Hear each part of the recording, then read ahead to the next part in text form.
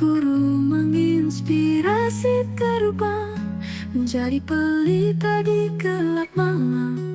Anak bangsa jadi cemerlang. Guru penggerak hatiku di setiap langkahku. Tanpamu aku tak tahu cahaya ilmu darimu. Terhadap tantangan, tak gentar terus maju dengan kasih sayang. Kau bimbing kami tumbuh melangkah bersama. Kita akan jadi juara dengan guru di sisi kita. Pelita di tengah kelam, tatapan penuh harapan, berkah indah di masa depan. Kota Padang jadi cemerlang. Guru penggerak hatiku di setiap langkahku. Tanpamu aku tak tahu cahaya ilmu darimu.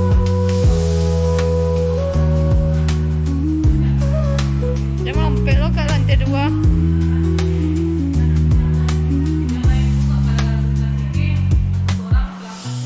Terhadap tantangan.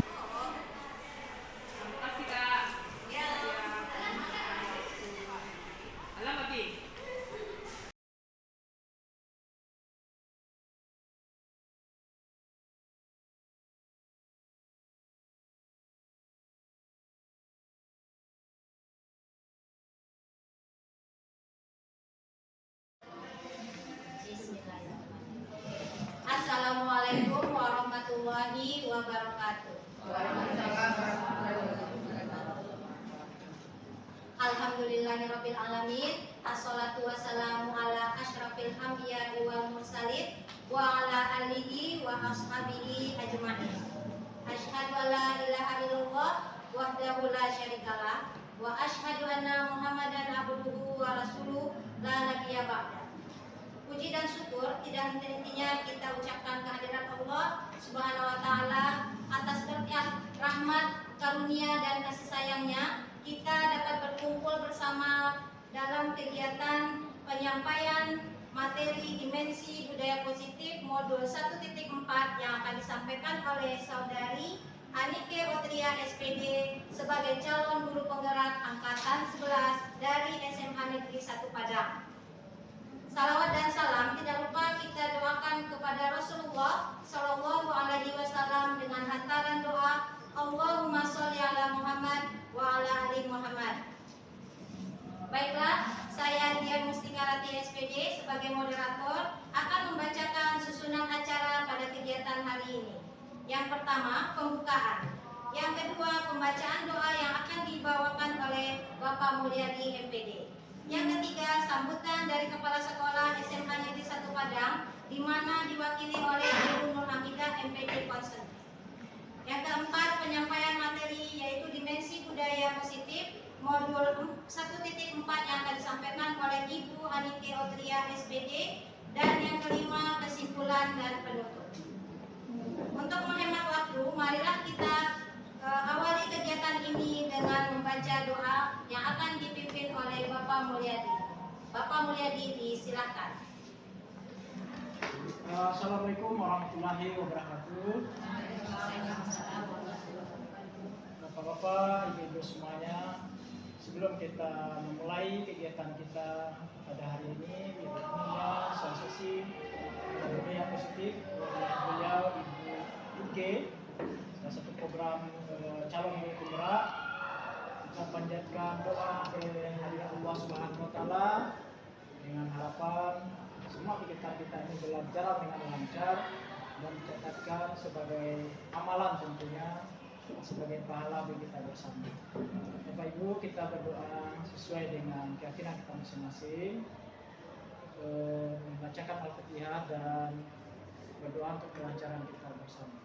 Baik Bapak Ibu, berdoa dimulai.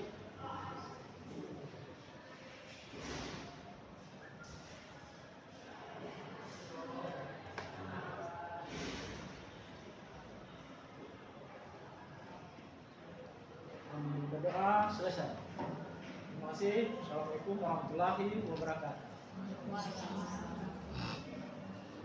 Terima kasih kepada Bapak Mulyadi. Selanjutnya kegiatan acara yang kedua yaitu sambutan dari Kepala SMA Negeri 1 Padang, di mana diwakili oleh Ibu Nur Hamidah MPD Kons. Kepada Ibu disilahkan. Bismillahirrahmanirrahim. Assalamualaikum warahmatullahi wabarakatuh. Waalaikumsalam. Alhamdulillah, wassyukurillah, wassalamualaikum warahmatullahi wabarakatuh. Wa rasuluhu mengajarkannya. Puji dan syukur kehadiran Allah Subhanahu wa taala yang telah melimpahkan rahmat dan karunia-Nya sehingga alhamdulillah pada siang hari ini Ibu Anike dan kita semuanya bisa berkumpul di ruangan TRFC SMA 1 Padang dalam rangka presentasi Bu Anike untuk materi beliau tentang budaya positif sebagai calon guru penggerak yang selama ini telah dijalani kurang lebih 2 bulan ya Bu ya. Kemudian salam salam untuk Nabi Muhammad SAW dengan antara kata Allahumma sholli ala Muhammad wa ala ali Muhammad. Yang terhormat Ibu Anike CGP, kemudian Bapak dan Ibu guru SMA Negeri 1 Padang. Baik, alhamdulillah saya berbangga sekali kepada Bapak dan Ibu semuanya yang sudah menjadi guru penggerak dan yang sekarang juga sedang dalam proses calon guru penggerak. Jadi Bapak dan Ibu, ucapan dari sekolah selamat kepada Bu Nike dan teman-teman yang sekarang juga mengikuti kegiatan guru penggerak. Semoga kegiatan yang berjalan ini berjalan lancar dan juga prosesnya untuk 6 bulan ke depan juga berjalan dengan lancar hendaknya. Kemudian kepada Bapak dan Ibu yang lainnya juga berharap ke depannya akan ada calon-calon guru penggerak yang lainnya menyusul Bu Anike dan juga pada saat ini Bu Dian ya. Mudah-mudahan akan ada lagi calon-calon guru penggerak yang lainnya yang untuk sesi angkatan 12 kalau nggak salah saya sih. Nanti akan saya share, kebetulan saya sudah dapat tadi infonya dari Bapak Bapak pengawas Dinas Pendidikan. Nah, menyangkut budaya positif, sedikit kita bahas Bapak dan Ibu. Kali ini adalah modul 1 pada pendidikan guru penggerak. Jadi Bapak dan Ibu, sebenarnya dalam kegiatan guru penggerak ini sangat banyak sekali ilmunya bagi kita sebagai seorang pendidik. Ilmu-ilmu dalam modul-modul yang dibahas dalam kegiatan guru penggerak ini bisa kita terapkan di dalam keseharian kita sebagai seorang pendidik. Bagaimana kita menciptakan merdeka belajar yang sesuai dengan gezah daripada kurikulum merdeka. Jadi Bapak dan Ibu semuanya, apalagi budaya positif, kalau seandainya hal ini diterapkan kepada kita dan anak-anak kita, salah satunya adalah disiplin positif. Ketika anak-anak kita tanamkan disiplin positif sama mereka, itu hukuman tidak akan ada sebenarnya. Mereka akan menghukum diri mereka sendiri dengan disiplin positif yang mereka terapkan di kelas bersama kesepakatan kelas yang ada yang telah dibentuk oleh guru masing-masing. Jadi Bapak dan Ibu semuanya sangat-sangat banyak sekali penerapan dari kegiatan guru pendidikan guru penggerak ini yang bagus dan kita terapkan dalam keseharian kita sebagai seorang pendidik. Jadi saya berharap kedepannya banyak muncul dari SMA 1 calon-calon guru penggerak dan semangat kepada Bapak dan Ibu yang saat ini sekarang sedang berjuang mengikuti pendidikan guru penggerak. Mudah-mudahan CGP yang ada di depannya calon guru penggerak, ke depannya 6 bulan ke depan menjadi guru penggerak. Semangat Bapak dan Ibu semuanya yang lagi berjuang. Mudah-mudahan ilmu-ilmu yang dipelajari dan diperoleh bisa dimanfaatkan dan berguna terutama bagi kita sendiri dan juga kepada siswa atau murid kita sebagai peserta didik. Mungkin itu saja Bapak dan Ibu. Terima kasih. Assalamualaikum warahmatullahi wabarakatuh. Waalaikumsalam. Alhamdulillah, wassyukurillah, wassalamualaikum warahmatullahi wabarakatuh. Puji dan syukur kehadiran Allah Subhanahu wa taala yang telah melimpahkan rahmat dan karunia-Nya sehingga alhamdulillah pada siang hari ini Ibu Anike dan kita semuanya bisa berkumpul di ruangan TRFC SMA 1 Padang dalam rangka presentasi Bu Anike untuk materi beliau tentang budaya positif sebagai calon guru penggerak yang selama ini telah dijalani kurang lebih 2 bulan ya Bu ya. Kemudian salam untuk Nabi Muhammad SAW dengan antara kata Allahumma sholli ala Muhammad wa ala ali Muhammad. Yang terhormat Ibu Anike CGP, kemudian Bapak dan Ibu guru SMA Negeri 1 Padang. Baik, alhamdulillah saya berbangga sekali kepada Bapak dan Ibu semuanya yang sudah menjadi guru penggerak dan yang sekarang juga sedang dalam proses calon guru penggerak. Jadi Bapak dan Ibu, ucapan dari sekolah selamat kepada Bu Nike dan teman-teman yang sekarang juga mengikuti kegiatan guru penggerak. Semoga kegiatan yang berjalan ini berjalan lancar dan juga prosesnya untuk 6 bulan ke depan juga berjalan dengan lancar hendaknya. Kemudian kepada Bapak dan Ibu yang lainnya juga berharap ke depannya akan ada calon-calon guru penggerak yang lainnya menyusul Bu Anike dan juga pada saat ini Bu Dian ya. Mudah-mudahan akan ada lagi calon-calon guru penggerak yang lainnya yang untuk sesi angkatan 12 kalau nggak salah sih. Nanti akan saya share, kebetulan saya sudah dapat tadi infonya dari Bapak Bapak pengawas Dinas Pendidikan. Nah, menyangkut budaya positif, sedikit kita bahas Bapak dan Ibu. Kali ini adalah modul 1 pada ini ya, pada pendidikan guru penggerak. Jadi Bapak dan Ibu, sebenarnya dalam kegiatan guru penggerak ini sangat banyak sekali ilmunya bagi kita sebagai seorang pendidik. Ilmu-ilmu dalam modul-modul yang dibahas dalam kegiatan guru penggerak ini bisa kita terapkan di dalam keseharian kita sebagai seorang pendidik. Bagaimana kita menciptakan merdeka belajar yang sesuai dengan gezah daripada kurikulum merdeka. Jadi Bapak dan Ibu semuanya, apalagi budaya positif, kalau seandainya hal ini diterapkan kepada kita dan anak-anak kita, salah satunya adalah disiplin positif. Ketika anak-anak kita tanamkan disiplin positif sama mereka, itu hukuman tidak akan ada sebenarnya. Mereka akan menghukum diri mereka sendiri dengan disiplin positif yang mereka terapkan di kelas bersama kesepakatan kelas yang ada yang telah dibentuk oleh guru masing-masing. Jadi Bapak dan Ibu semuanya sangat-sangat banyak sekali penerapan dari kegiatan guru pendidikan guru penggerak ini yang bagus dan kita terapkan dalam keseharian kita sebagai seorang pendidik. Jadi saya berharap kedepannya banyak muncul dari SMA 1 calon-calon guru penggerak dan semangat kepada Bapak dan Ibu yang saat ini sekarang sedang berjuang mengikuti pendidikan guru penggerak. Mudah-mudahan CGP yang ada di depannya calon guru penggerak, ke depannya 6 bulan ke depan menjadi guru penggerak. Semangat Bapak dan Ibu semuanya yang lagi berjuang. Mudah-mudahan ilmu-ilmu yang dipelajari dan diperoleh bisa dimanfaatkan dan berguna terutama bagi kita sendiri dan juga kepada siswa atau murid kita sebagai peserta didik. Mungkin itu saja Bapak dan Ibu. Terima kasih. Assalamualaikum warahmatullahi wabarakatuh.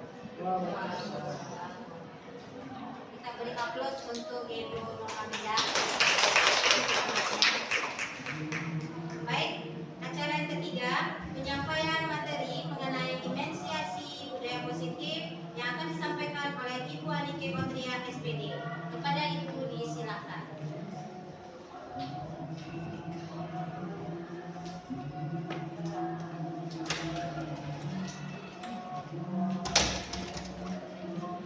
Assalamualaikum warahmatullahi wabarakatuh. Syukur kita ucapkan atas kehadiran Allah dalam melimpahkan rahmat dan karunia-Nya kepada kita semua. Pada siang ini, alhamdulillah saya bisa di tempat ini. Insya Allah akan berbagi ilmu dan materi kepada ibu-ibu semua tentang budaya positif yang telah saya dapatkan selama pendidikan di CGP ini selama 2 bulan ini.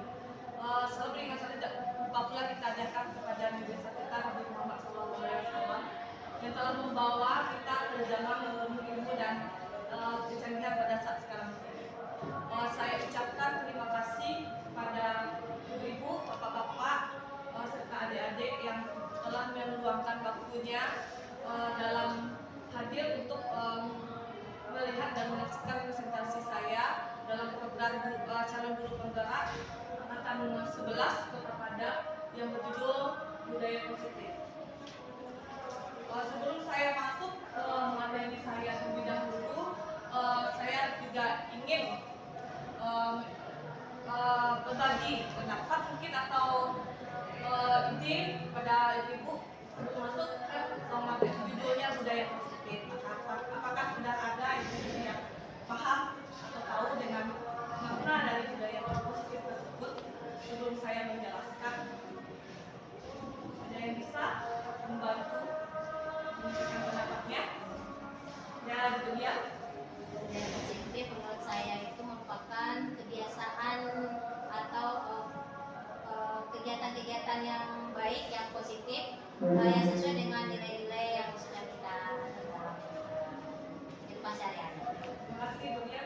Ya betul sekali, budaya positif itu adalah kebiasaan atau nilai yang biasa kita anut dalam sehari-hari terutama di dalam lingkungan sekolah, bagaimana siswa kita bisa memberikan mencontohkan bagaimana bentuk tindakan-tindakan positif di dalam lingkungan sekolah maupun di dalam kelas, apalagi di dalam BBM.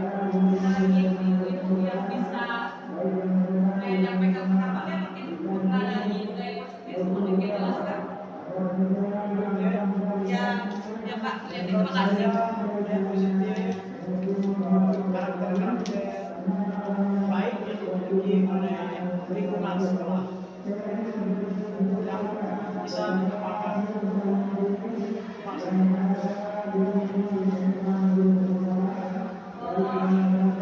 Ya, terima kasih Pak Mulyadi. Betul sekali. Budaya positif itu juga merupakan kebiasaan-kebiasaan, nilai-nilai keyakinan yang berpihak kepada murid sesuai dengan tujuan dari kurikulum Merdeka ini. Guru harus berpihak kepada murid, berpihaknya seperti apa? Nah, nanti kita lihat di dalam presentasi nanti. Kita mulai saja. Pertama, konsep inti dari budaya positif ada 8. Satu, perubahan paradigma belajar. Perubahan paradigma belajar itu perubahan kita sebagai guru berpikir bahwa ketika dalam kurikulum Merdeka ini kita harus berpihak kepada murid. Bagaimana berpihak kepada murid tersebut? Itu kita menuntun murid sampai kepada keinginannya sesuai dengan karakteristik dan sesuai dengan program alam dan zamannya.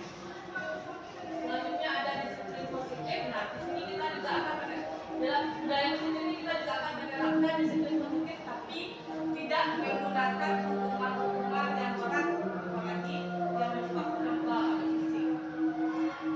Selanjutnya nilai-nilai kebajikan. Nah, di dalam budaya positif ini pasti ada nilai-nilai baik nanti yang akan kita terapkan pada anak yang mungkin akan didapatkan oleh anak dari cara didikan kita bagaimana kita membudayakan positif ini di dalam lingkungan sekolah. Selanjutnya kebutuhan dasar manusia. Nah, kita tahu bagaimana dasar kebutuhan manusia. Nah, sebelumnya kita juga mau mendapatkan pendapat dari ibu dasar kebutuhan dasar manusia ini seperti apa? Ada yang tahu? Kan ibu sudah menjadi guru, nah sama seperti pasti sudah paham.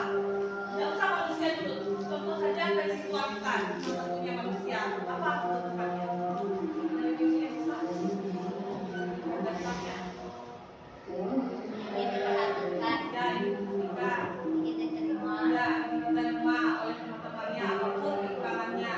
Ada lagi teman-teman Mendapatkan kasih sayang, mungkin mendapatkan kasih sayang, ya. Apalagi ya itu mendapat bisa apresiasi.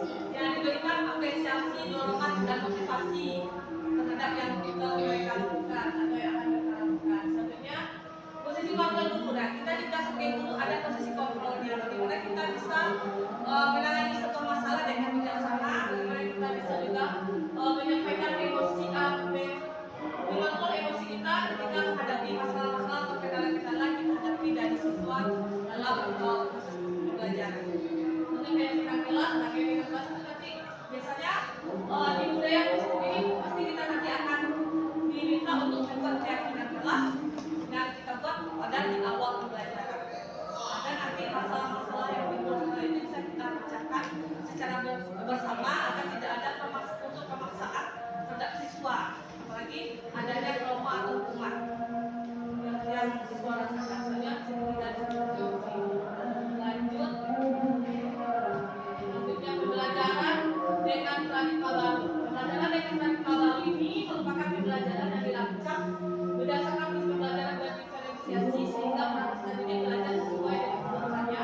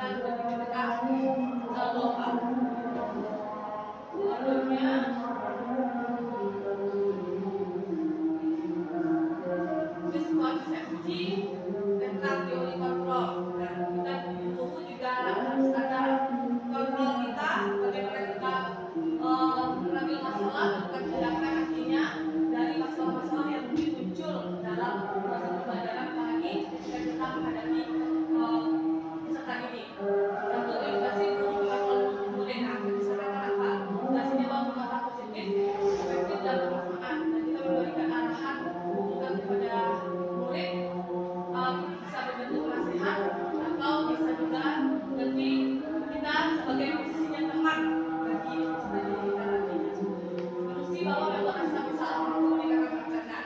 Ini dengan budaya positif ini, guru dengan kita bagaimana kita bisa melakukan masalah terhadap siswa. Siswa itu mengakui kesalahannya tanpa ada paksaan dari guru. Nah, itu yang harus kita jadikan budaya. Jangan sampai kita memaksa siswa kita untuk mengakui kesalahan. Kalau bisa siswa itu mengakui kesalahannya sendiri tanpa dipaksa dan tanpa diminta. Jadi asumsi bahwa orang dewasa berhak memaksa. Nah, ini walaupun mungkin orang tuanya atau temannya memaksa, nah misalnya kita bisa menjadi posisi untuk menjadi teman bagi sebagai diri kita, bagaimana kita bisa memilah-milah dan kita bisa juga memberikan arahan kepada siswa kita nantinya untuk dilakukan masa depannya nantinya, apalagi dalam memilih jurusan salah satu contohnya. Selanjutnya di sini ada mengubah peran stimulus respon dengan teori kontrol. Nah di sini bisa Bapak lihat stimulus responnya dan teori kontrolnya realitas kita sama. Teorinya realitas untuk kita berbeda, dan selanjutnya semua orang melihat yang sama, dan teorinya bagaimana semua orang memiliki gambaran berbeda. Dan selanjutnya kita mencoba mengubah orang agar berpandang sama dengan kita. Nah teorinya bagaimana? Kita berusaha memahami pandangan orang lain tentang dunia. Selanjutnya stimulus responnya perilaku dilihat sebagai suatu kesalahan, dan teorinya semua perilaku memiliki tujuan. Dan ada juga orang lain bisa membawa saya dan hanya Anda yang bisa membawa diri Anda sendiri. Jadi bisa nanti teori total ini kita terapkan kepada strategi kita nantinya dalam bentuk budaya positif. Selanjutnya disiplin positif. Sebelum ini jelaskan apakah Ibu tahu apa itu disiplin positif? Bu Devi, tahu apa itu disiplin positif itu nanti jelaskan. Disiplin positif itu bagaimana kita menerapkan siswa yang patuh dengan aturan dengan cara positif, dengan cara baik, tanpa menghukum, apalagi membuat siswa kita menjadi takut ke sekolah. Nah itu nanti akan dijelaskan di sini. Nah disiplin positif, disiplin berasal dari bahasa Latin disiplina, yaitu artinya belajar, kata disiplin. Disiplin mengacu pada disiplin diri yang memiliki tanggung terhadap apa yang dilakukan berdasarkan nilai-nilai yang diakui. Dan nanti kita terapkan juga kepada siswa kita bagaimana disiplin mengacu pada disiplin dirinya yang meminta rasa tanggung jawabnya terhadap kewajiban-kewajiban yang akan dilakukannya sebagai siswa. Seperti misalnya dalam kewajiban menggunakan alat sekolah, mengalihkan, lalu kewajibannya tiket sesuai dengan kesepakatan kelas, bagaimana lagi kesepakatan kelas. Selanjutnya disiplin positif merupakan salah satu cara mengenai disiplin yang untuk menumbuhkan kesadaran kita mengenai kebutuhan ini tanpa di dalam penghargaan agama dan kepada ini. Kita nanti meminta siswa kita untuk disiplin positif, tapi bagaimana kita menerapkannya agar siswa tersebut tidak mengharapkan imbalan. Dan positif ini terwujud apabila siswa itu sadar dengan kesalahannya dan melakukan perbuatan-perbuatan positif tersebut bukan dari mengharapkan imbalan, apalagi mengharapkan penghargaan, tapi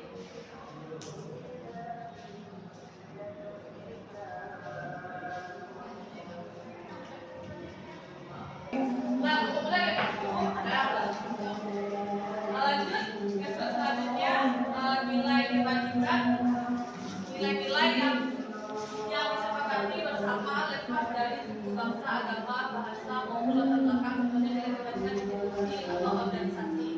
Nah di sini ada profil pejabat Islam, bagaimana adanya kalimat bertakwa, kalimat Islam, kuliah, ini dengan kritis, dan kebinekaan global begitu loyo, kreatif. Selanjutnya ada pula Kementerian program atau PYP, toleransi, rasa hormat, integrasi, mandiri, menghargai, antusias, empati.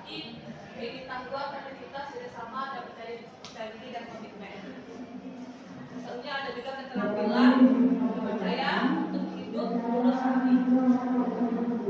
Selanjutnya kebutuhan manusia. Nah itu tadi saya tanyakan tadi kebutuhan manusia. Nah di sini kebutuhan manusia adalah sesuatu yang kita lakukan untuk mendapatkan apa yang kita inginkan. Seluruh tindakan yang kita lakukan memiliki tujuan tertentu dan semua usaha terbaik yang kita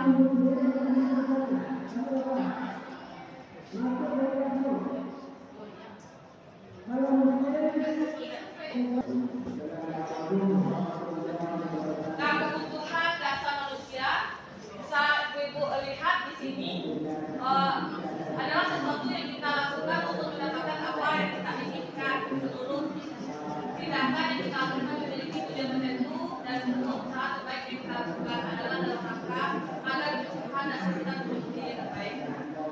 Itu tidak perlu kita pungkiri, setiap siswa kita pasti memiliki kebutuhannya sendiri dengan berbeda-beda. Jadi jika ada kita mengalami masalah mungkin dari siswa, baik itu masalah dari diri siswa mungkin atau dari lingkungannya atau dari keluarganya yang menyebabkan atas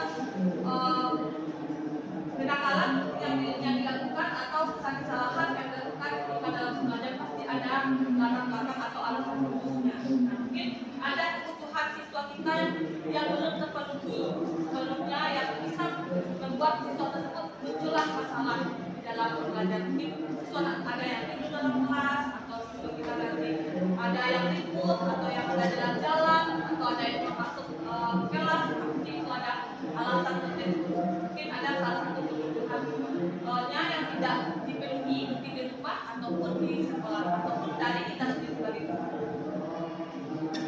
Selanjutnya, nah di sini ada 5 kebutuhan dasar manusia.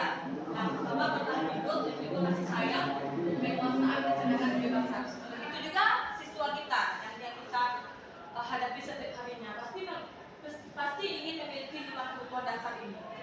Nah, bertahan hidup yaitu makan, pakaian, tempat tinggal, keamanan, dan kesehatan. Selanjutnya kasih sayang. Nah, mungkin ini sering kita temui beberapa siswa kita mungkin di dalam kelas kurang konsentrasi, mungkin ada latar belakang faktornya, mungkin ada yang nonton yang pisah atau ada bermasalah dalam ekonomi keluarga. Nah, itu tidak bisa kita pungkiri karena setiap manusia pasti ada masalahnya, apalagi siswa-siswa kita.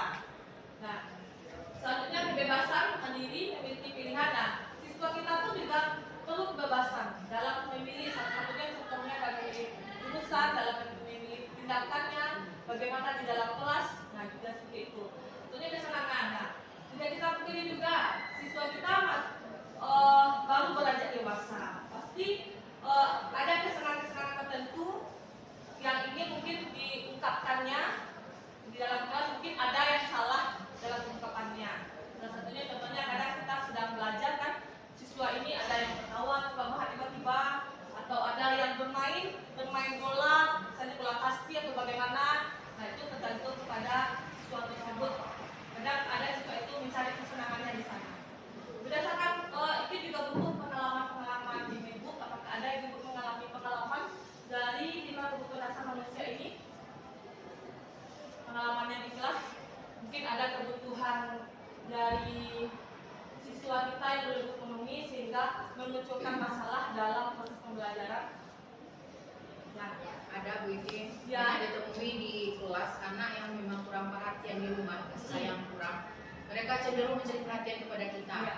mengganggu temannya atau membuat ulah bersiul atau apa. Ada kita selalu memanggil namanya. Ya. Nanti dia tidak marah, dia hanya mengatakan, "Oh ibu."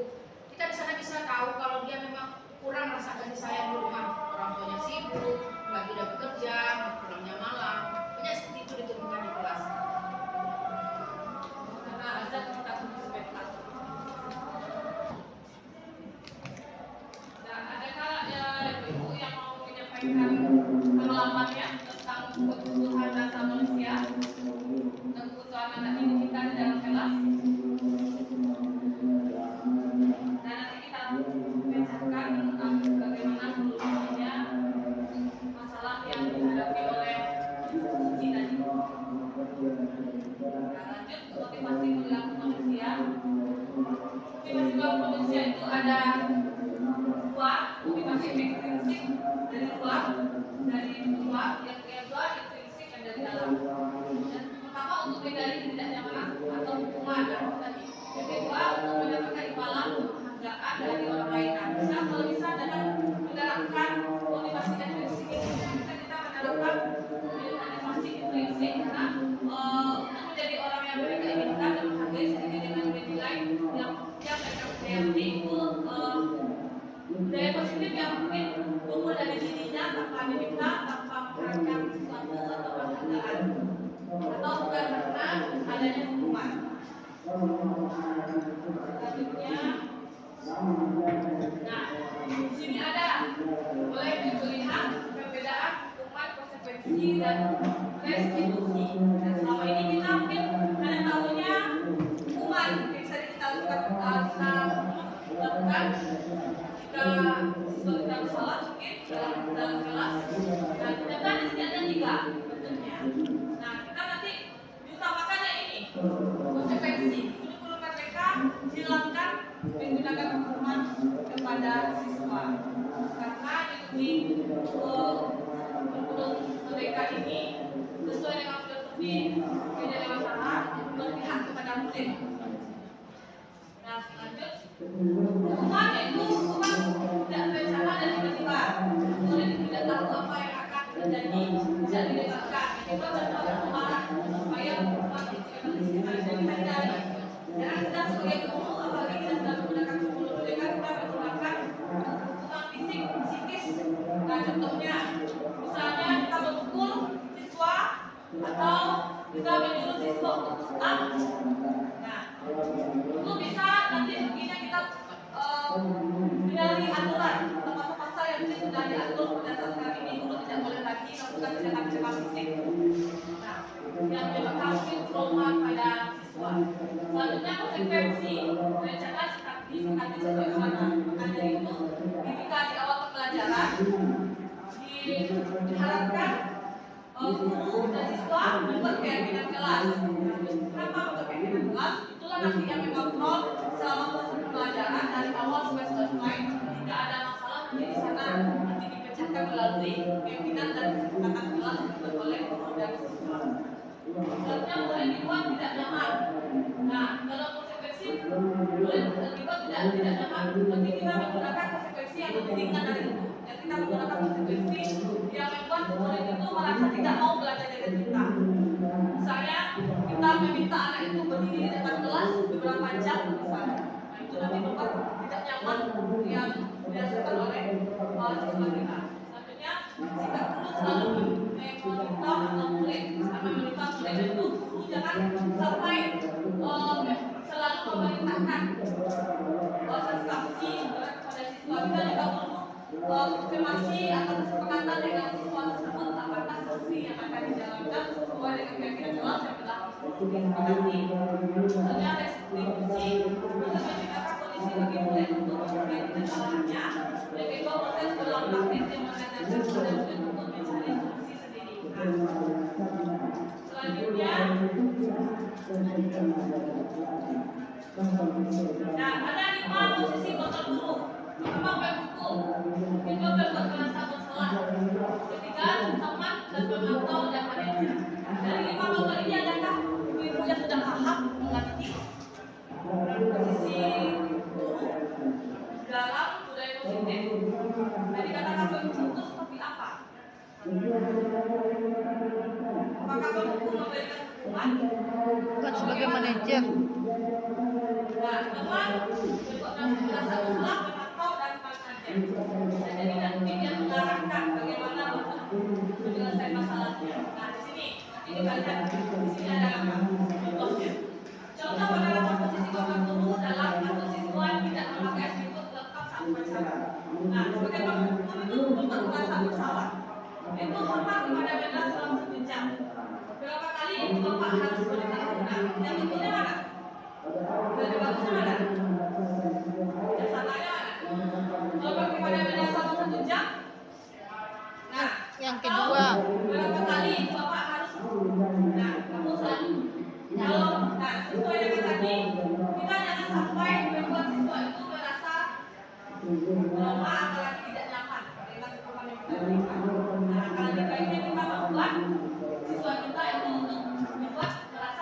Bersalah. Walaupun kita menghukum, sebenarnya kita memberi dalam hukuman yang ringan. Contohnya, siswa tidak memberikan itu, bagaimana hukuman yang ringannya? Nyanyi Indonesia Raya. Nah, itu mungkin bisa. Karena itu menggunakan untuk menyembuhkan menunjukkan rasa nasionalisme yang akan dilakukan kepada siswa atau dalam siswa lainnya. Nah, kalau seperti ini sama kepada bendera selama setijak itu hukumannya bagaimana? Kemudian siswa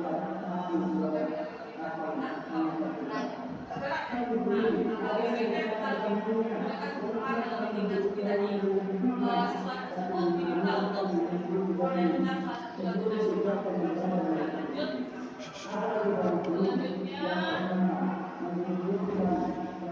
nah, sama masalahnya di sini tamat. Tamat ini kita posisinya sebagai guru bukan hanya bisa juga posisinya bukan hanya sebagai pendiri saja, tapi juga bisa merangkul siswa tersebut. Bagaimana nyaman selayaknya kita sebagai tempat siswa. Salah satunya ini kalimatnya. Ayo dong kita peraturan, ikuti peraturannya sekolah, tolong bantu disampaikan sekali ini saja. Dan sudah tidak perlu lain kali yang berikut ini lagi ya. Itu merupakan dalam solutif yang kita gunakan kepada siswa bagaimana posisinya sebagai teman untuk mengajak siswa itu mematuh terhadap peraturan-peraturan yang sudah dibuat untuk menggunakan artikel yang lengkap sampai macam. Yang selanjutnya ada juga sebagai memantau.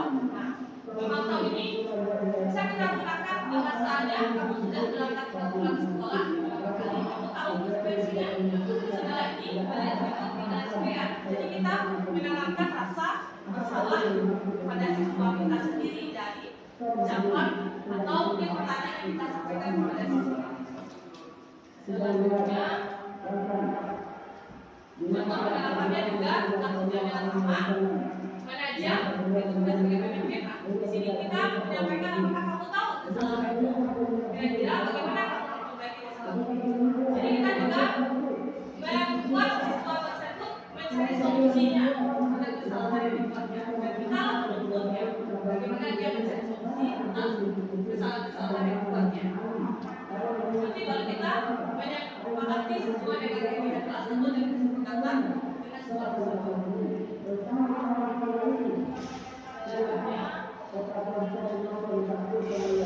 Sisi kontrol apakah aku, nah saya kecewa sekali dengan kamu. Nah itu jangan sampai kita mengusut siswa. Pernah saya dulu pernah memiliki pengalaman karena terlalu jengkel saya usir siswa.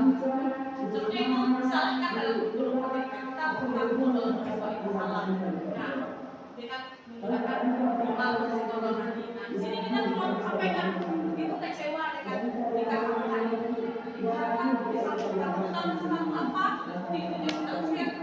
Nah karena di guru ketika ini arti dalam kekerasan apalagi dengan ucapan-ucapan keras kepada siswa apalagi kasar. Kita di sini diminta untuk menuntut memiliki sesuatu dengan bahasa yang baik dan cara yang baik dan tindakan yang baik.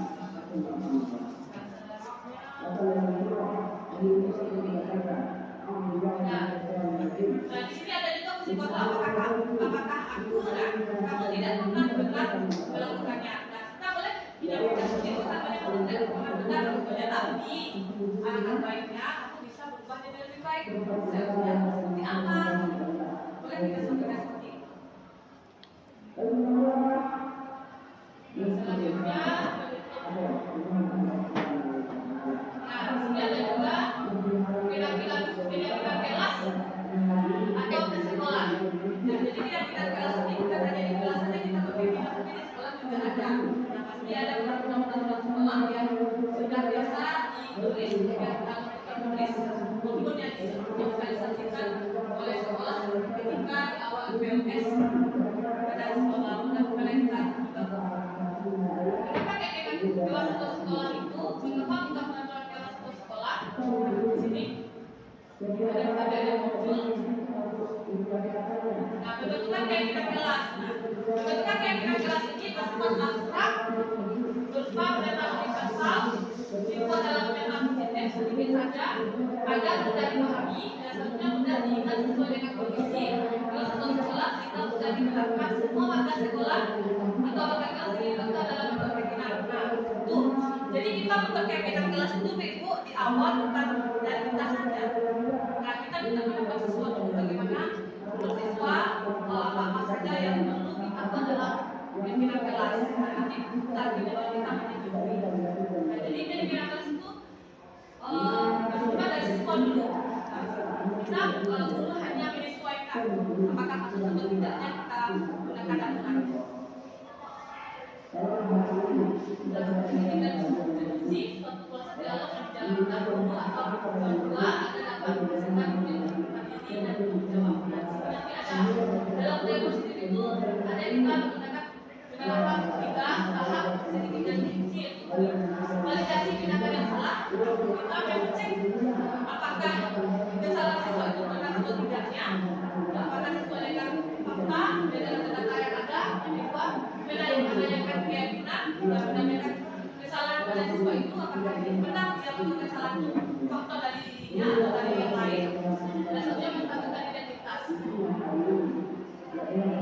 Dan menentukan identitas ini dan sikap prinsip. Berbuat salah itu wajar, tidak ada manusia yang suka. Ini kita sampaikan dalam percakapan ketika menstabilkan identitas pada siswa. Apa juga melakukan kesalahan itu tadi kita menggunakan kalimat persuasif pada siswa.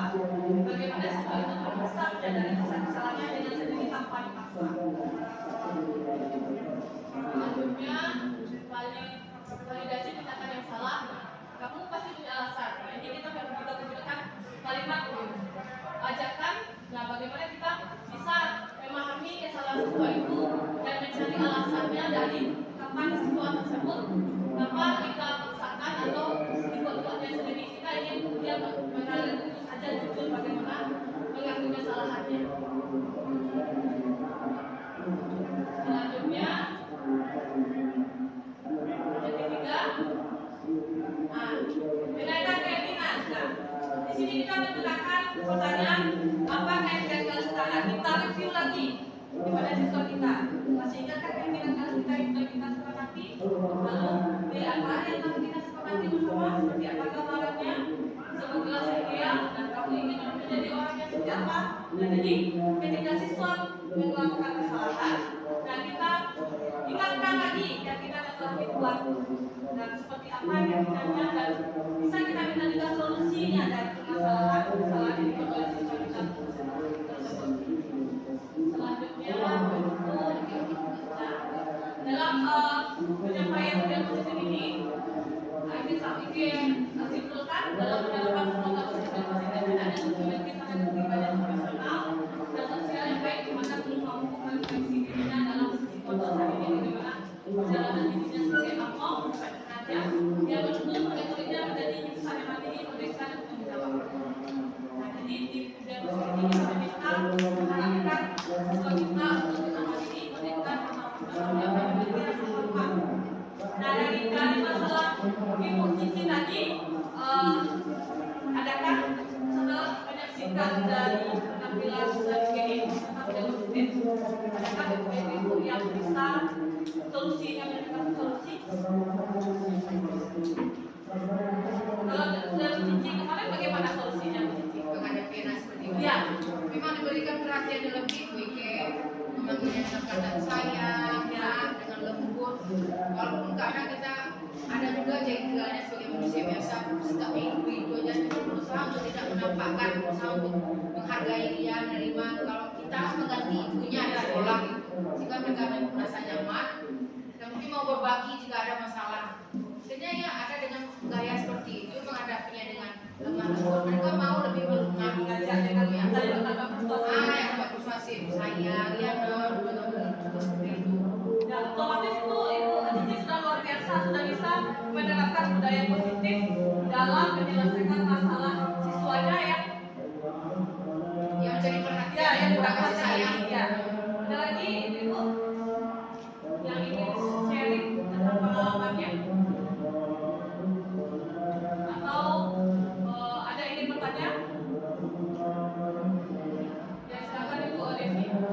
Mungkin masalah itu positif sebelumnya kita harus membuat kesepakatan kelas. Ya. Apakah ada batasan untuk kesepakatan kelas dalam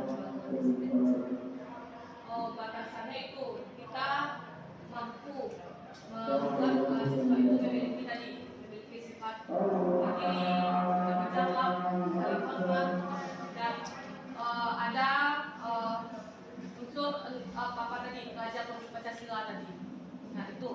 Nah selanjutnya juga kita batasannya mungkin seperti ini. Kita jangan sampai membuat siswa itu menjadi trauma, atau kita jangan sampai membuat siswa itu tidak menjadi semangat untuk belajar dalam keinginan kelas kita. Bagaimana kita bisa menerapkan keinginan kelas siswa yang disiplin, tetapi siswa tersebut mau mengakui kesalahannya dan mau menjalankan sanksi sesuai dengan kesepakatan kelasnya. Saya seperti itu. Maka ada yang ingin menyampaikan pendapat dari pertanyaan ini.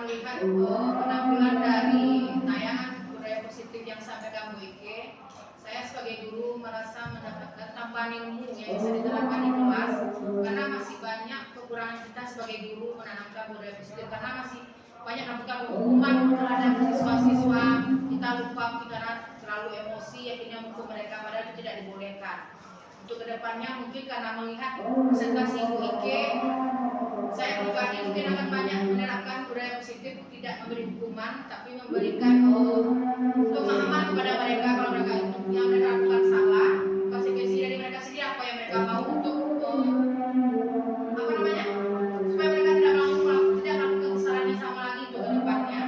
Kira seperti itu. Ya, terima kasih kepada Ibu Cici. Apakah masih ada dari ibu yang lainnya untuk menyampaikan refleksi bagaimana perasaan yang telah yang dirasakan setelah materi yang disampaikan oleh Ibu Anija? Silakan. Ibu Devi, silakan Ibu Devi menyampaikan perasaannya bagaimana? Baik, terima kasih Bu Nadia. Setelah mendapatkan materi dari Bu Anija tadi, saya menjadi tahu bahwa sebelum mulai pelajaran kita harus membuat kesepakatan kelas dulu agar kita bisa menerapkan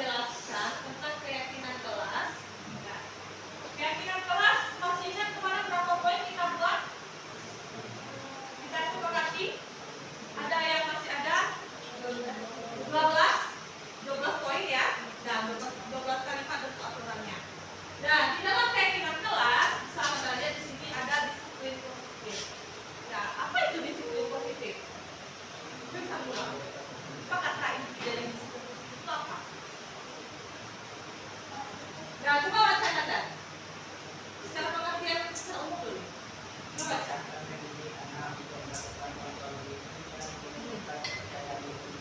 Nah, jadi apa itu disiplin positif? Disiplin apa? Apa makna kata disiplin? Patuh sesuai dengan aturan yang ada. Kalau positif apa? Nah, semua bentuk kegiatan yang artinya baik. Nah, baik bagi diri kita sendiri, baik bagi orang lain. Nah, di sini nanti di dalam kegiatan kelas ada disiplin positif yang akan Ibu terapkan kepada Anda. Nah, pendekatan yang mendidik anak untuk melakukan hal diri dan memberikan kepercayaan diri. Disiplin positif berbeda sekali dengan hukuman, meskipun disiplin dari diterapkan dengan teknik hukuman. Apakah iya? Terkadang kalau menerapkan disiplin dengan menggunakan hukuman, ya contohnya apa? Berdasarkan pengalaman Anda dulu. Saya bisa coba Anda? Hukumannya seperti yang sudah dilakukan oleh Pemkot kemarin. Jika telah masuk kelas, akan dibuat video verifikasi dan Videokan ya. mengaku kesalahan kepada ibu dan juga verifikasi kepada teman-teman untuk tidak mengulangi kesalahan. Ya.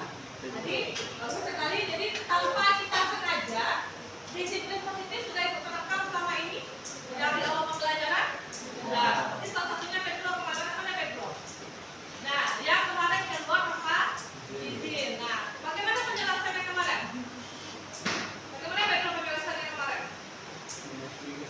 Mengakui kesalahan dan berjanji kemarin kan? Berjanjinya di mana? Kemarin di depan kelas. Ya, apakah ya semuanya kemarin melihat Pedro berjanji? Ya. Nah, itu merupakan satu disiplin positif. Selama ini juga, nah banyak aturan-aturan. Misalnya salah satunya tidak boleh makan dalam kelas. Apa lagi kemarin? Apa saja kemarin lagi?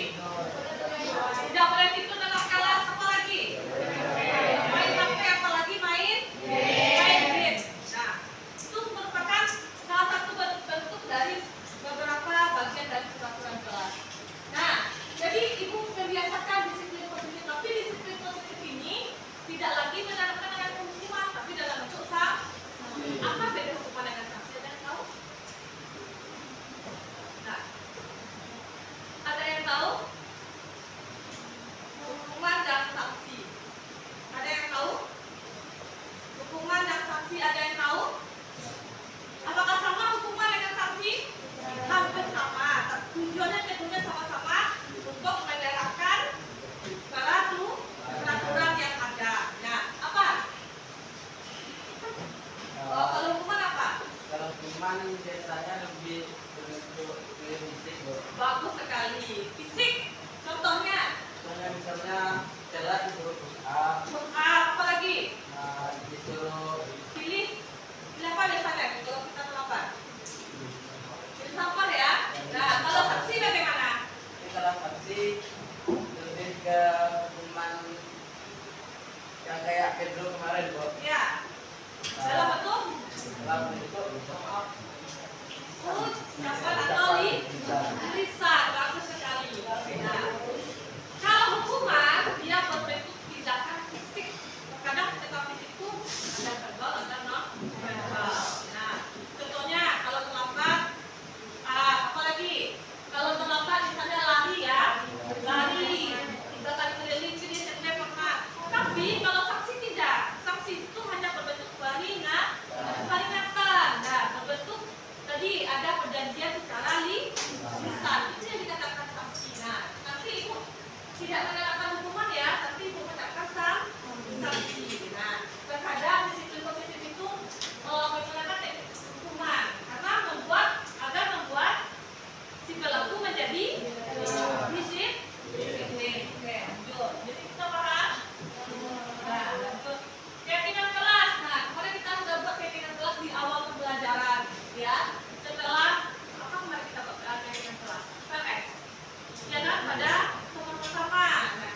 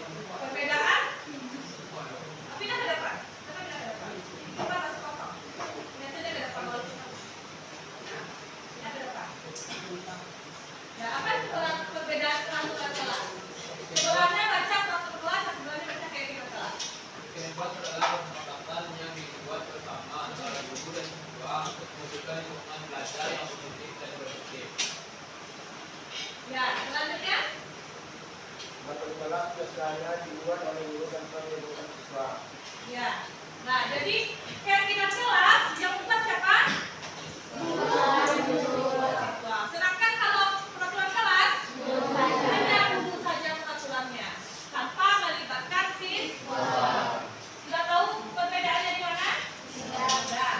Nah, kemarin kan sudah kita buat salah satunya ini ya, tentang jangan membuang sampah, kalau masuk dalam kelas main HP, tidak boleh tidur, tidak boleh ribut, dan tidak boleh menyantai. Apakah sesuai dengan ini kemarin kita buat?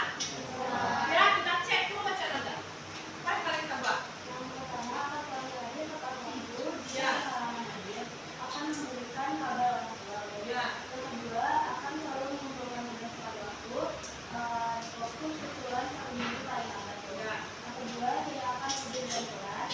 Yang keempat dia akan main HP di kelas kecuali diizinkan. Yang kelima tidak akan keluar kelas jika tidak diizinkan. Jika keluar kelas ada kesepakatan terlebih dahulu. Yang keenam selalu menjaga kebersihan kelas. Tidak berkata-kata dalam kelas. Ya. Akan berpenampilan dan berpakaian rapi sesuai peraturan kelas.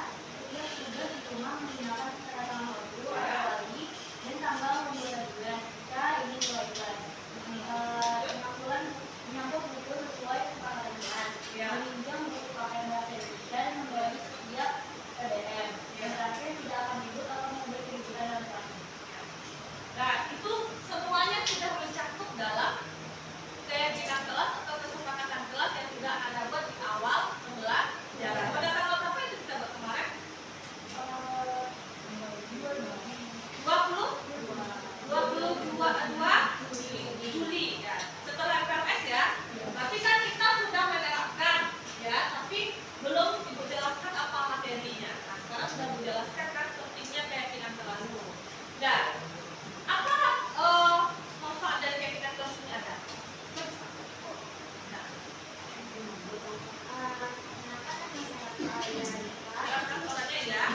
manfaat dari dibuatnya keyakinan kelas itu menjaga ketertiban kelas, Ya, ketertiban kelas. terus menjaga kerukunan di kelas, Ya. menjaga kebersihan kelas, membuat siswa lebih patuh terhadap aturan, Ya, apa lagi? membuat siswa lebih disiplin terhadap aturan, terhadap kegiatan kesepakatan yang ada. Kenapa satu lagi mewujudkan lingkungan ya?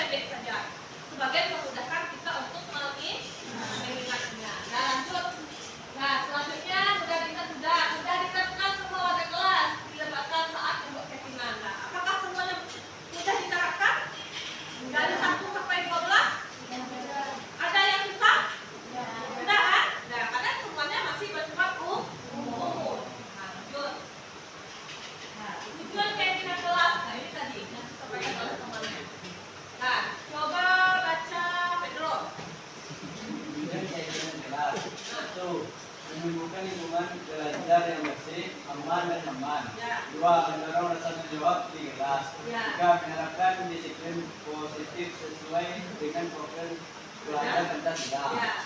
4, menumbuhkan komunikasi yang efektif antar siswa dan guru. Ya. 1. Menumbuhkan lingkungan belajar yang bersih dan aman dan nyaman. Apa contohnya? Tindakan. Jadi ketika itu masuk, apa yang dilakukan?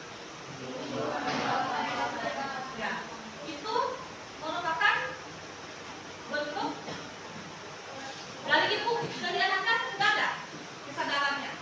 Sebelum kan, nah padahal sesuai aturan ini kita harus menjaga kebersihan ke dalam selanjutnya. Jangan sampai ibu dulu baru diambil sampahnya.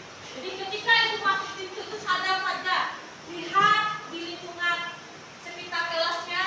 Nah contohnya di lantai, di atas kursinya, atas mejanya ada nggak sampah? Kalau ada sampah langsung diambil. Karena nanti ada pemeriksaan kemarin, ada sidak kemarin kan? Memang ada akan ada? Ya, kan ada kemarin. Ah, itu karena ada sampah dalam kelas. Jadi biasakan. 1/10 itu uang loh. Nah, kalau pertama itu udah puas makan bersama itu beli kue satu orang satu. Ya nggak? Ya. Nah, jadi biasakan. Kalau misalnya ada mungkin makan dalam kelas langsung buang, langsung kan sampah langsung buang. Jadi jangan ikut dulu yang menyatakan Anda silakan lihat di lantainya ada sampah. Kan ini ya, sudah pada jangan lakukan. Kita sudah belajar tentang kemudian kita kelas. Nah, sesuai dengan kesepakatan yang telah kita buat. Nomor berapa itu? Nomor 6. Apa isi nomor 6 kemarin yang kita buat kayak gini kelas? Nah, selalu jaga kebersihan kelas. Faktanya di mana hari ini? Belum? Nah, minggu depan itu lihat ya. Nah, jangan sampai kena denda lagi. Nah, yang kedua, adalah rasa tanggung jawab di kelas. Apa contohnya? Apa contohnya? Ada rasa tanggung jawab. Nah, tidak boleh terlambat.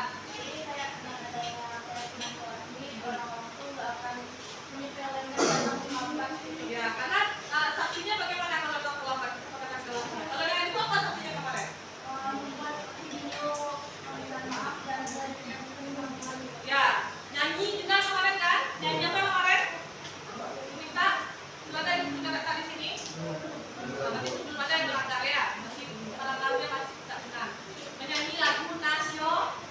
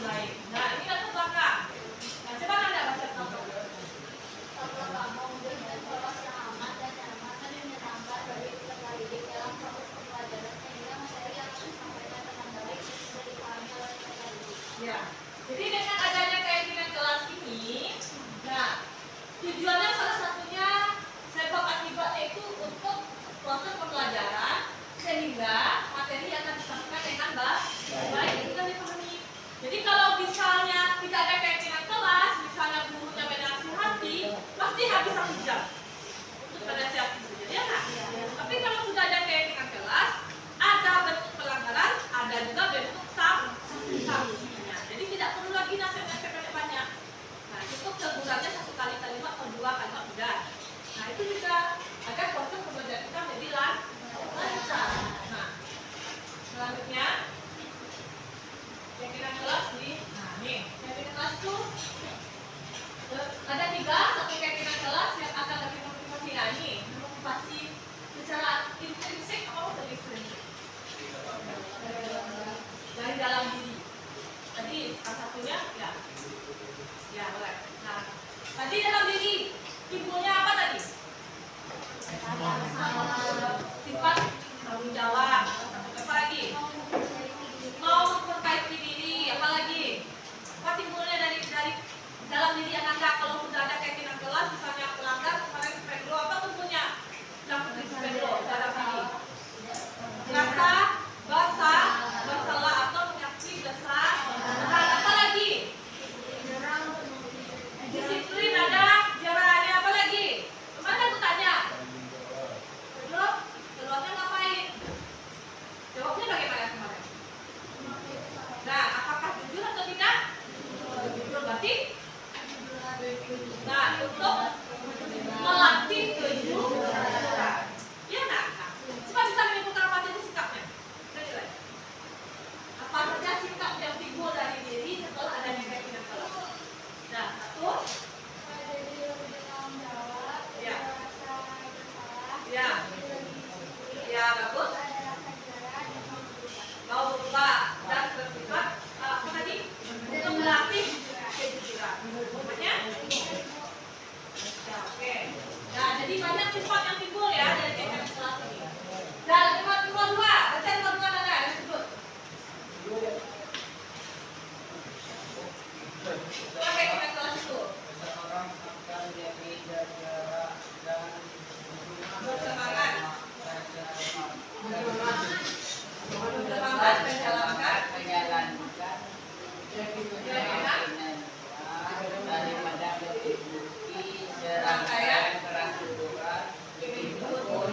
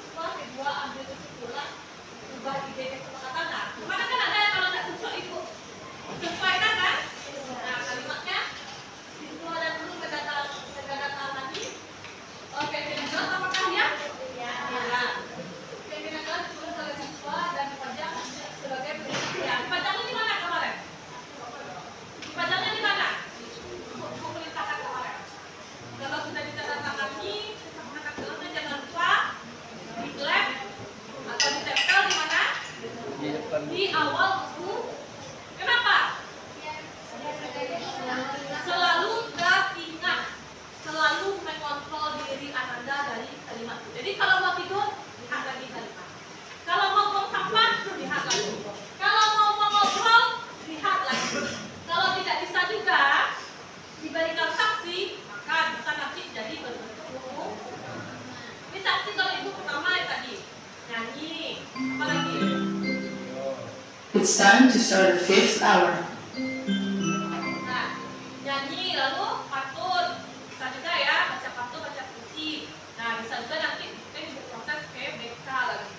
Jadi kalau yang ngobrol tidak bisa lagi buat saksi, pasti ibu kadunya ke BK atau pewalas. Nah, betul. Nah, ini sudah dicatat kemarin ya. Apakah sesuai dengan yang dibuat? Oke, sesuai. Nah, lanjut. Umpan balik. Nah, ini umpan balik. Siapa bisa baca bacaannya? Nah, siapa ada? Apakah gurunya melibatkanmu dalam membuat dan menyusun keyakinan kelas? Kedua, apakah gurunya menjelaskan fungsi keyakinan kelas dan penggunaan keyakinan kelas sehingga kamu memahaminya? Ketiga, apakah gurumu selalu mendiskusikan kamu tentang keyakinan kelas? Apakah semuanya ada? Nah, ada ya. Nah, itu paksa atau enggak kemarin? Untuk keyakinan kelas itu paksa kemarin. Enggak kan? Kesepakatan kan? Nah, ini nanti soalnya bisa akan buat yang fakta opini itu kita jadikan saja PR. Nah, katanya. Nah, itu yang khusus yang tinggal merah ya. Yang sedangkan yang kerjakan dulu. Nah, enggak berat kan? Enggak banyak kan? Nah, jadi yang ini Anda buat di kertas. Nah, tapi soalnya enggak usah dibuat. Nanti sampaikan secara lisan dalam bentuk video. Nah, kirimkan ke WA group. Nah, assalamualaikum, saya perkenalkan namanya, lalu sebutkan kelas berapa. Setelah itu melalui saya akan menyampaikan umpan balik terhadap keyakinan kelas yang sudah saya jalani atau yang sudah saya buat dengan Ibu Keke. Nah, sampaikan itu jawaban hari ini secara lisan, bisa? Nah, nanti itu akan jadi penilaian begitu. Nah, gunakanlah bahasa dan tata bahasa yang bagus yang enak didengar. Yang penting penjelasannya singkat, padat dan jelas. Soalnya tidak usah dibaca lengkap. Nah, Ibu Kiki sudah melakukan melibatkan kami untuk membuat penyusunan kelas keyakinan kelas pada tahun kemarin. Bukan. Nah, dengan lisan saja. Jadi satu paragraf itu isinya cukup 3 ini. Paham? Paham? Nah, nanti Anda membuat cerita lah, videokan nanti setelah itu kirim di grup kelas. Nah, silakan Anda foto boleh ini, Anda foto untuk mengingatnya nanti. Nah, kalau misalnya ada kita tidak cukup, jadi kamu pengen mau video ya. Nah, gunakanlah bahasa yang bagus, bahasa yang enak. Ini merupakan umpan balik terhadap ibu sebagai bukti nyata atau aksi nyata ibu telah melakukan membuat keyakinan kelas dan melakukan presentasi terhadap keyakinan kelas ini. Nah, bisa Anda semua? Nah, dari yang ibu jelaskan, apakah ada yang ingin bertanya tentang keyakinan kelas? Ada? Sudah pahamkah dari pengertiannya, tujuannya, fungsinya, langkah-langkahnya? Nah, kalau hukumnya atau visi dari keyakinan kelas ini sudah paham semuanya? Nah, sekarang bentuk keyakinan kelas, bentuk saksi lagi. Nah, kemarin kan bentuk saksinya apa saja? Ya, membuat video, mengakui kesalahan. Yang di nasional, apakah ada yang ditambah lagi? Kalau ada ini ditambah, boleh di bawahnya dibuat bentuk saksi. Boleh ditambah ya? Nah, kemarin kan baru 3 pilihannya. Memvideokan dengan mengakui kesalahan, membuat menyanyikan lagu nasional, menyampaikan pantun atau puisi. Nah, boleh ditambah lagi apa yang lain? Atau sudah pendek boleh juga? Ya, silakan ada. Ini nanti isinya pertama jawaban ini, yang kedua bentuk saksi. Dalam bentuk kertas buat namanya. Nanti sampaikan dalam bentuk video sendiri. Bisa? Nah, ada 3 saja dengan temannya. Nah, demikian penjelasan ibu pada kesempatan ini. Jika ibu ada salah dan kurang, ibu mohon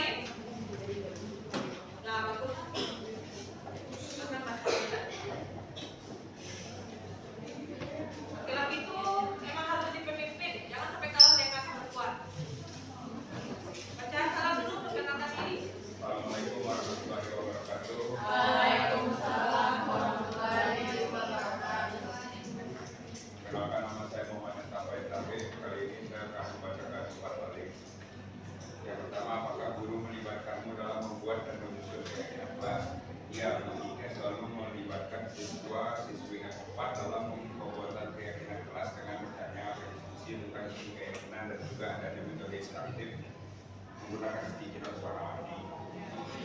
Yang kedua, apakah gurumu menjelaskan fungsi keyakinan kelas dan kegunaan keyakinan kelas sehingga kamu memahaminya? Ya, Bu Ike menjelaskan tentang fungsi keyakinan kelas dengan jelas dan juga dipahami karena menggunakan metode interaktif dan berwarna. Yang ketiga, apakah guru sering mendiskusikan dengan siswa-siswi tentang keyakinan kelas? Ya, Bu Ike selalu mendiskusikan dan menanyai pendapat siswa dengan tepat terlebih dahulu untuk mencapai kesepakatan bersama.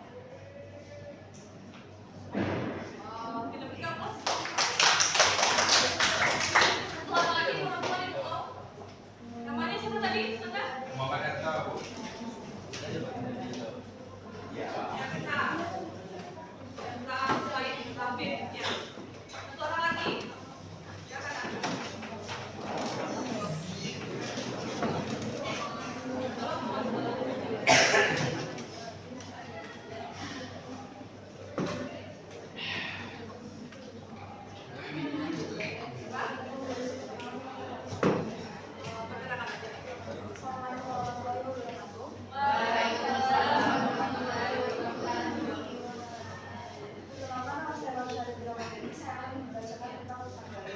Apakah gurumu melibatkanmu dalam membuat dan menyusun keyakinan kelas?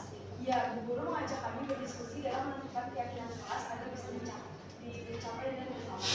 Kedua, apakah gurumu menjelaskan fungsi keyakinan kelas dan kegunaan keyakinan kelas dan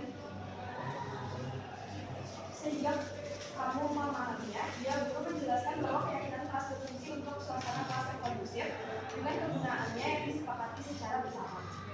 Yang ketiga, apakah gurumu sering mendiskusikan mengenai tentang keyakinan kelas? Ya, Guru mendiskusikan dan meminta pendapat siswa agar mendapatkan keyakinan kelas yang disepakati dengan bersama. Sekian, terima kasih. Terima kasih. Nah, dari penjelasan ini sudah paham. Nah, untuk kedepannya kalau buat keyakinan kelas, sudah tahu langkah-langkahnya? Nah, silakan Anda kumpulkan 4 balik tadi sama itu ya. Jangan lupa pakai namanya ya. Assalamualaikum warahmatullahi wabarakatuh. Perkenalkan, nama saya Naira Anindita Esyani dari kelas 10 S10. Pada kesempatan kali ini, saya akan memberikan umpan balik tentang keyakinan kelas 10 S10 dengan Bu Anike Otria dalam mata pelajaran Bahasa Indonesia. Menurut saya, dalam menyusun keyakinan kelas, Bu Anike dan para siswa telah berdiskusi serta berkomunikasi dengan baik sehingga terciptanya keyakinan kelas sesuai dengan kesepakatan bersama. Agar para siswa memahami tentang keyakinan kelas, Bu Anike telah menjelaskan fungsi dan kegunaan dari keyakinan kelas tersebut. Akibatnya, siswa dapat mengerti dan memahami tujuan dibuatnya keyakinan kelas. Bu Anike juga sering mengingatkan kembali tentang hal tersebut agar siswa tidak lupa dan agar terciptanya suasana kelas yang aman, tertib, dan juga kondusif. Sekian saja yang dapat saya sampaikan. Terima kasih atas perhatiannya dan mohon maaf apabila ada kekurangan. Wassalamualaikum warahmatullahi wabarakatuh. Assalamualaikum warahmatullahi wabarakatuh. Halo semuanya, perkenalkan nama saya Ratu Ali Arifah. Saya berasal dari kelas 10 S10. Pada kesempatan kali ini, saya akan membuat video mengenai umpan balik keyakinan kelas yang telah dijabarkan oleh Bu Anike Otria. Menurut saya, Bu Keke telah berkontribusi dalam membuat dan menyusun keyakinan kelas. Beliau berkontribusi dengan memberikan saran, tanggapan, dan juga solusi dalam menyusun keyakinan kelas. Beliau juga memberikan kebebasan bagi para siswa untuk beropini dalam menyusun keyakinan kelas yang diinginkan. Bu Keke juga telah menjabarkan fungsi dan kegunaan keyakinan kelas secara rinci, sehingga saya mudah memahaminya. Beliau juga menjabarkan secara terstruktur serta bahasa yang tidak berbelit-belit. Beliau juga berinteraksi dengan para siswa saat menjabarkan materi, sehingga siswa tidak bosan dan mudah memahami materi yang disampaikan. Bu Keke juga sering berdiskusi mengenai keyakinan kelas dengan para siswa. Dengan kegiatan berdiskusi ini, siswa akan lebih mudah memahami, mengingat, dan mematuhi peraturan sekolah maupun keyakinan kelas. Hal ini dibuktikan dengan Bu Keke yang selalu mengingatkan mengenai keamanan dan kerapian kelas. Sekian, terima kasih. Wassalamualaikum warahmatullahi wabarakatuh.